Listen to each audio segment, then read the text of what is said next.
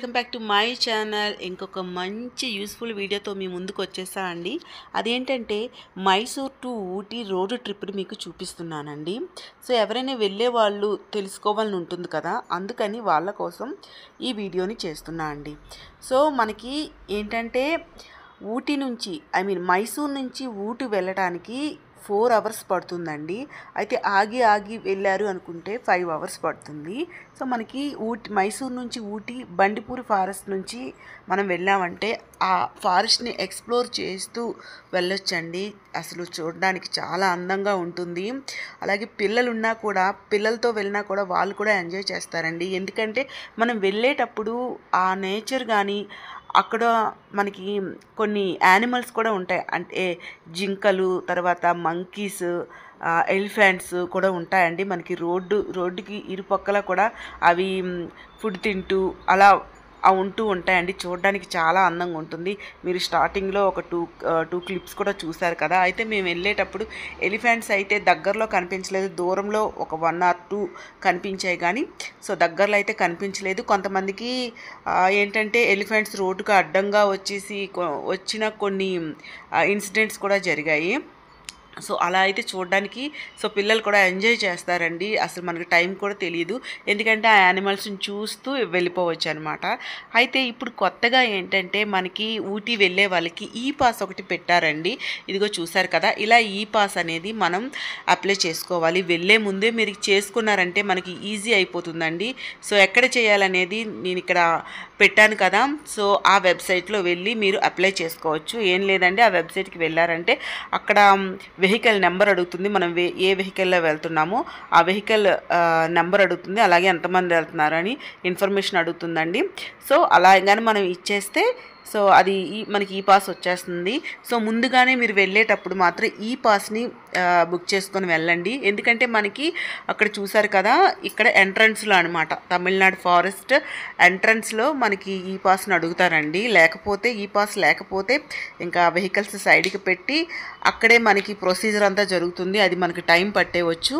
So బాగా time పడుతుంది కాబట్టి మనకి టైం వేస్ట్ అవుతుంది. అందుకని ఏం లేదండి, ఈ వెబ్సైట్కి వెళ్ళి మీరు అప్లై చేసి మీరు ఇన్ఫర్మేషన్ ఇచ్చారంటే ఈ పాస్ వచ్చేస్తుంది. డైరెక్ట్గా చూసి మనకి అక్కడ టైం వేస్ట్ అవ్వదు, వెంటనే విడిచిపెట్టేస్తున్నారు, లేకపోతే సైడ్కి ఆపేస్తున్నారండి. అక్కడ చూసారు కదా, ట్రాఫిక్ కూడా బాగానే ఉంది, ఎందుకంటే అన్నీ చెక్ చేసి పంపించడం అనేది. అందుకని నేను ఏం చెప్తున్నా అంటే ముందుగా మీరు వెళ్ళాలి అనుకునే వాళ్ళు ఈ పాస్ని బుక్ చేసుకోండి. వెబ్సైట్ కూడా ఇచ్చాను కదా. సో ఇదండి ముందుగా చేయవలసింది.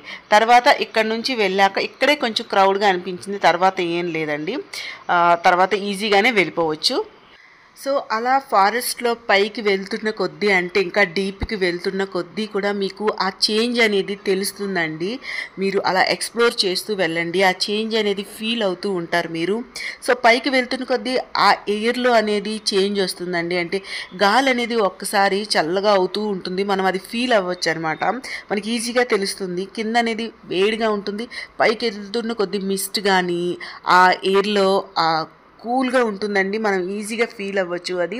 వాటిని అలా మీరు ఫీల్ అవుతూ వెళ్ళండి. ఇంకా వ్యూ పాయింట్స్ అయితే చాలా ఉంటాయి, మీరు ఎక్స్ప్లోర్ చేయొచ్చు. దాంట్లో ఉన్న మ్యాజిక్ని కూడా మీరు ఫీల్ అవ్వచ్చు. చూస్తున్నారు కదా, ఇంకా వెళ్తున్న కొద్దీ బ్యూటీ అనేది మీకు తెలుస్తూ ఉంటుందండి. సో ఇలా వెళ్తున్నప్పుడు మీకు ఏంటంటే వీడియోలో ముందు క్లిప్లో ఒకటి పెట్టా అండి, మీకు 36 ఎయిర్ పిన్ బ్యాండ్స్ అని ఉంటాయండి. అంటే కర్వ్స్ 36 ఉంటాయి మీకు. సో అవి మనం కౌంట్ చేస్తూ 36 అయిపోయాయి అంటే మనం ఊటీ వచ్చేసినట్టే అనమాట. సో వాటిని కౌంట్ చేస్తూ అన్నీ చూస్తూ వెళ్ళొచ్చు. ఎయిర్ పిన్ బ్యాండ్స్ అంటే ఒక్కసారి కర్వ్లో ఒకసారి అప్ ఎక్కినట్టు, కర్వ్లో అంటే షార్ప్ కర్వ్స్లా ఉంటాయి. సో అవి కూడా చూడడానికి బాగానే ఉంటుందండి. సో వాటిని కౌంట్ చేస్తూ వెళ్ళామంటే 36 అయిపోయాయి అంటే మనం ఊటీ వచ్చేసినట్టే అనమాట.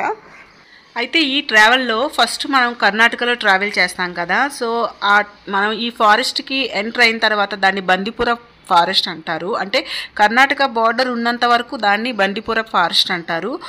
ఒకసారి తమిళనాడు మనం ఎంటర్ అయ్యామంటే దాని తర్వాత ఆ ఫారెస్ట్ని మధుమలై ఫారెస్ట్ అంటారు.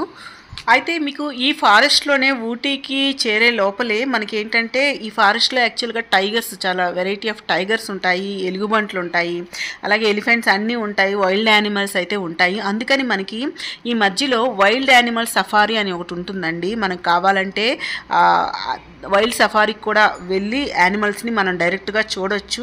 మీకు వెళ్ళే త్రోవలోనే ఉంటుంది. అయితే మేమైతే వెళ్ళలేదు కాబట్టి నేను అవి చూపించలేదు. కానీ వెళ్ళే త్రోవలోనే మనకి బోర్డు ఉంటుందన్నమాట. వైల్డ్ యానిమల్ సఫారీ అని. అక్కడికి వెళ్తే వాళ్ళు జీపులో గానీ, బస్సుల్లో గానీ మనకి డైరెక్ట్‌గా యానిమల్స్ చూడడానికి తీసుకెళ్తారు.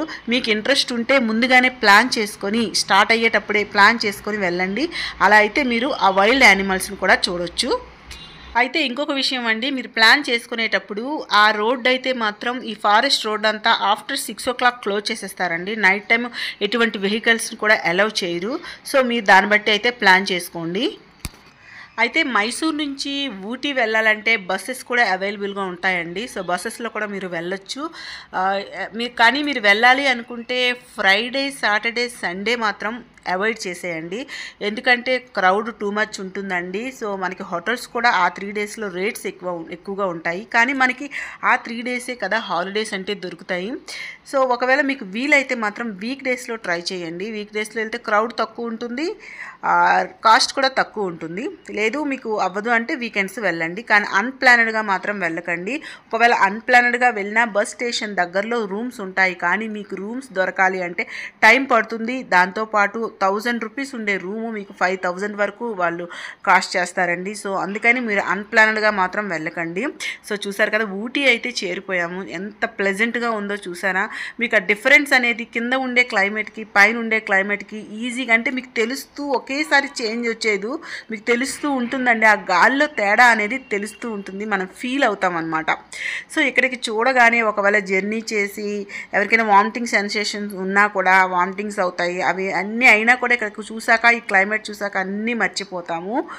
ఇంకో విషయం అండి, ఊటీలో మీరు ఎంత తక్కువ బడ్జెట్ హోటల్ అయినా, ఎక్కువ బడ్జెట్ హోటల్ అయినా, రిసార్ట్స్ అయినా కూడా ఎక్కడైనా సరే మీకు ఫ్యాన్స్ కానీ ఏసీలు కానీ ఉండవండి. అక్కడ అవసరం లేదు. రూమ్లో ఇంకా మంచి మంచి రిసార్ట్లో అయితే ఇంకా దాన్ని ఏమంటారు, వేడి కోసం అని హీటర్స్ కూడా ఉన్నాయండి. సో నేనైతే ఒక 3 మంచి రిసార్ట్స్ని అయితే పోస్ట్ చేశాను నా ఛానల్లో. మీకు కావాలంటే రెఫరెన్స్ కోసం ఒకసారి వెళ్ళి చూడండి.